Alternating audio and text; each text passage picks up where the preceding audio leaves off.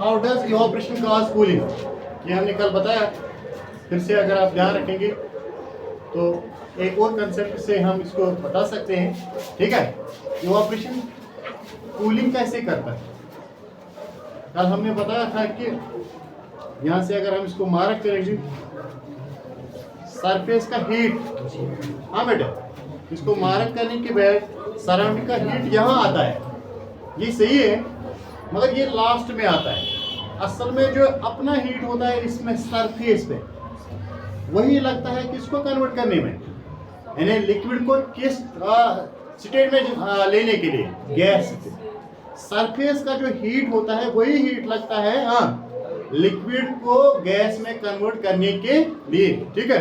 तो इसीलिए यहाँ से लो टेम्परेचर आता है। क्या आता है, ये जो हीट होता है वो किसको लगता है, हाँ लिक्विड को कन्वर्ट करना है किसमें, गैस में।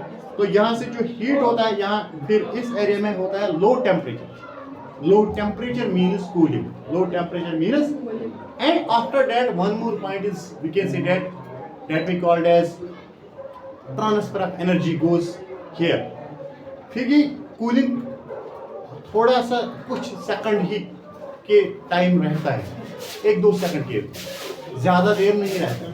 फिर कैसे होता है, फिर यही वाला सराउंडिंग का हीट, सराउंडिंग का ये वाला जगह बराबर करता है, ठीक है। यहाँ जो हीट लॉस होता है ये सराउंडिंग का हीट इधर फिर जाता है, ठीक।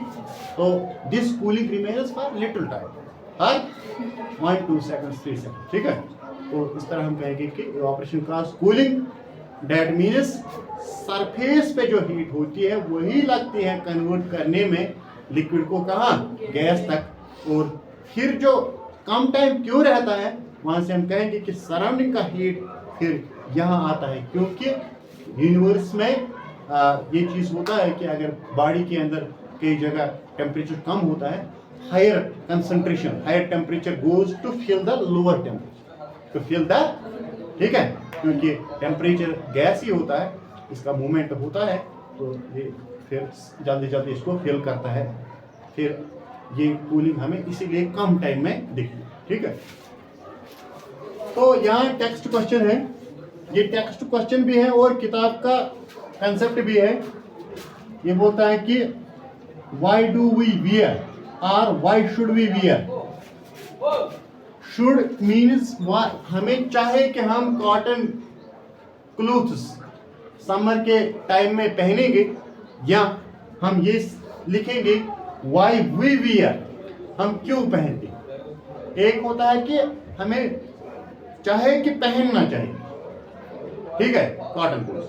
दूसरा होता है कि हम क्यों पहनते, दोनों का एक ही रीजन है, ठीक है। तो वजह यही है, इवापोरेशन वाला रीजन यही है। Evaporation cause cooling, evaporation cause, ठीक है। कॉटन के जो क्लोथ्स होते हैं उनके पोर्स ज्यादा होते हैं, पोर्स, ठीक है। तो that we called as light भी एंटर ज्यादा होता है, ठीक, बॉडी के अंदर सनलाइट भी ज्यादा एंटर होती है, किन के जरिए, पोर्स के जरिए, ठीक है। तो वो सुराख ज्यादा होते हैं उसमें, तो उन्हीं को हम क्या कहते हैं, पोर्स के अंदर पहले लाइट ज्यादा आती है। जब लाइट ज्यादा आएगी उसका मतलब हमने कल ही बताया कि increase of light increase the temperature, sorry increase the evaporation. जब इवापोरेशन इंक्रीज हो जाएगा, ज्यादा जितना इवापोरेशन हो जाएगा उतना ज्यादा कूलिंग इफेक्ट बॉडी के अंदर आएगा, ठीक है। Hence we can see that cotton clothes give cooling effect on the body, ठीक है। तो ये हो गया क्वेश्चन नंबर, ये यहाँ पर क्वेश्चन 5 भी है, पेज नंबर 1111 के ऊपर जो है, ये यहाँ से क्वेश्चन 5 भी क्लियर हो गया टेक्स्ट का, ठीक है। इसके बाद यहाँ से ये बोलता है कि अगर आप गिलास लोगे, टम्बलर, बीकर, उसके अंदर आप आइस रखोगे, उसके अंदर आप आइस रखोगे, तो उसके बाहर जो वाटर ड्रॉपलेट्स बनते हैं, ये अगर हम गिलास नहीं लेंगे, हम वो खिड़की का शीशा देखते हैं, मिरर, आज के टाइम में बाहर अंदर से उसका पूरा पानी होता है, देखा है, क्यों, आउटसाइड द कोल्डनेस होती है, बाहर का जो टेम्परेचर होता है वो होता है माइनस, ठीक। अंदर वाला जो होता है वो होता है गैस, पॉजिटिव। जब इनके बीच में ये मिरर ट्रांसफर करता है अंदर वाला कौन, that we called as coldness, सर्दी अंदर ट्रांसफर करके उस गैस को वहां से पानी बनता है, ठीक है। ये भी ये बोलता है कि आइस कोल्ड टम्बलर में बाहर वाटर ड्रॉपलेट्स क्यों हम देखते हैं, क्योंकि अंदर से क्या होता है, सारे टेम्परेचर माइनस टेम्परेचर होता है। बाहर वाला अगर गैस का होता है, गैस इसके साथ स्टक होता है, इसके साथ लगता है, तो ये कन्वर्ट होता है किस में, वाटर में, that we called as condensation. क्या कहते हैं, कल बोला हमने, गैस से जब वापस आता है लिक्विड स्टेट, उस प्रोसेस को हम क्या कहते हैं, कंडेंसेशन, ठीक है। चलिए हो गया ये वाला क्वेश्चन। अब है इसके साथ और एक क्वेश्चन, यहाँ से जो टेक्स्ट क्वेश्चन होता है, ये क्वेश्चन ही था इधर तक, और ये इसका आंसर है, ये हो गया टेक्स्ट क्वेश्चन पेज नंबर 1111 पे। अभी हमने बताया 5 क्वेश्चन, ये है पेज 1111 का पहला क्वेश्चन है। ये बोलता है कि डेजर्ट कूलर, डेजर्ट को किस को कहते हैं, रेगिस्तान, ठीक है। डेजर्ट कूलर में हॉट ड्राई डे के दिन डेजर्ट कूलर कूलिंग ज्यादा क्यों करता है। क्वेश्चन ये बोल रहा है कि कूलिंग ज्यादा कैसे करता है, हॉट ड्राई डे के दिन ये कूलिंग ज्यादा क्यों करता है।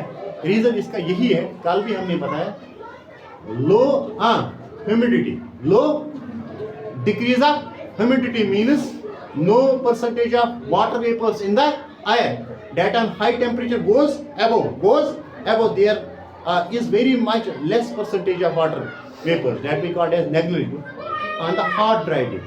जो ही पूरा सनलाइट होगा, 35 डिग्री टेम्परेचर का होता है, रेगिस्तान का होता है 35-40 का, तो हॉट ड्राई डे होता है, ह्यूमिडिटी कुछ नहीं होती है, तो पानी जहाँ पर भी होता है उसके ऊपर जब लाइट आती है उसको क्या होता है, इवापोरेशन। उसको क्या होगा, ज्यादा हीट होगा, ज्यादा इवापोरेशन होगा। जब ज्यादा इवापोरेशन होगा, it is we called as more cooling, ज्यादा कूलिंग आएगा। जितना इवापोरेशन ज्यादा हो जाएगा उतना कूलिंग आएगा। तो इसी तरह हम कहेंगे कि कूलर जो होता है, वहां का कूलर जो होता है, क्योंकि हॉट ड्राई डे होता है, हॉट भी होता है, ड्राई भी होता है, ह्यूमिडिटी नहीं होती है, तो पानी जहां जहां इसके सामने आता है इसको ये इवापोरेशन करता है, ज्यादा इवापोरेशन हो जाएगा, ज्यादा कूलिंग देता है, ठीक है। तो इसलिए हॉट ड्राई डे पे ज्यादा इवापोरेशन होती है, इसीलिए इसका ज्यादा कूलिंग इफेक्ट होता है, ठीक है। तो ये हो गए नेक्स्ट क्वेश्चंस इसके क्लियर।